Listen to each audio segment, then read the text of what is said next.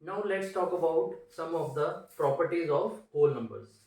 Let's take any two whole numbers. Let's say 2 and 3. Okay, let's add them. What will be 2 plus 3? It will be 5, right? 2 is a whole number, 3 is a whole number. When we add both these whole numbers, we get 5, which is also a whole number, right? Let's take any other whole number. Let's say 7 plus, let's say 9. 9 and 7, 16, which is also a whole number. When we add a whole number with another whole number, we are getting a third number which is also a whole number. You can take any example, you can take any whole number, and every time you add two whole numbers, the result will be a whole number, right? So this is one case when we add two values. Okay, so let's take these same. Now let's multiply 2 with 3. 2 into 3 is 6. We took one whole number, multiplied it by another whole number, and the result is also a whole number, right? Let's say we take 5 and 0. 0 is also a whole number, 5 is also a whole number. When we multiply these, we get 0, and 0 is a whole number, right? And 0 is the smallest whole number, right? You know, right? So this is the case with multiplication. Okay. So in case of addition and multiplication, when we take two whole numbers and if we multiply or add two whole numbers, the resultant value that we get is also a whole number, right? So in technical terms, we say that whole numbers uh, so in technical terms, we say that whole numbers are closed under addition, and here the whole numbers are closed under multiplication, right? Now let's talk about subtraction and division. Let's take any two whole numbers and let's subtract them. Let's say I take 7 and 5, right? 7 minus 5 is 2, which is a whole number, right? Now let's take value 9. 9 is a whole number, and let's take the other whole number 11.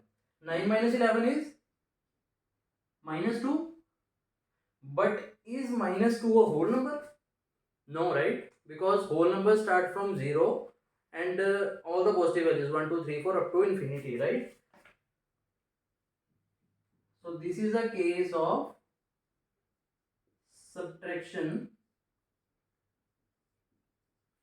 where it's not necessary that if we subtract two whole numbers, it's not necessary that we get a whole number. For example, in this case, we did 9 minus 11, which is equal to minus 2, which is not a whole number, right? Similarly, in case of division, let's say we do 5 divided by 7, which is equal to 5 upon 7, but this is also not a whole number, right?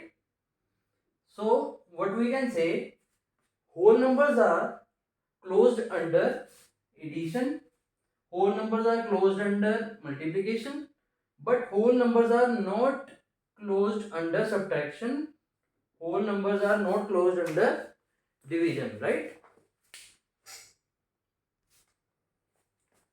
Now let's again take two whole numbers. Let's say we take 4 and we take say 5. Okay, now let's add them. 4 plus 5 is equal to 9, right? Now let's reverse the order. Let's take 5 first and then take 4. In this case, what will be the sum? It's again 9, right? Similarly, you can take any other example. Let's say we take 11 and 9, right? The sum will be 20. Now reversing the order, 9 plus 11, it will again be 20, right? reverse the order of the whole numbers, and when we add these values, our result is always the same. So in this case, we can say that addition is commutative for whole numbers, right?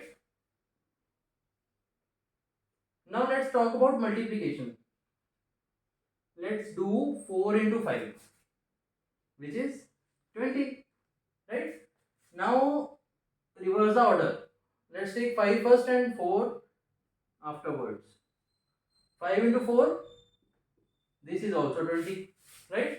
In case of multiplication also, we are getting the same value if we reverse the order, right?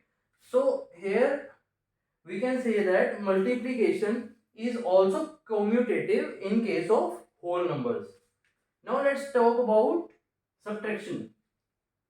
Let's say we subtract 4 from 5, that is 5 minus 4, which is equal to 1. Now let's reverse the order. Now let's do 4 minus 5. What is the value of 4 minus 5? It is minus 1, right? So the results differ when we change the order, right? Similarly, take the example of division. Let's do 8 divided by 4. The answer is 2, right? On reversing the order, that is on doing 4 divided by 8, what we will get? We get 4 upon 8, right? So in this case also, our answers got differed when we change the order of the whole numbers. So we can say that subtraction and division is not commutative for whole numbers, right? Commutative, sorry. Subtraction and division is not commutative for whole numbers. Now, addition is commutative. Multiplication is commutative. Subtraction is not commutative. Division is not commutative, right?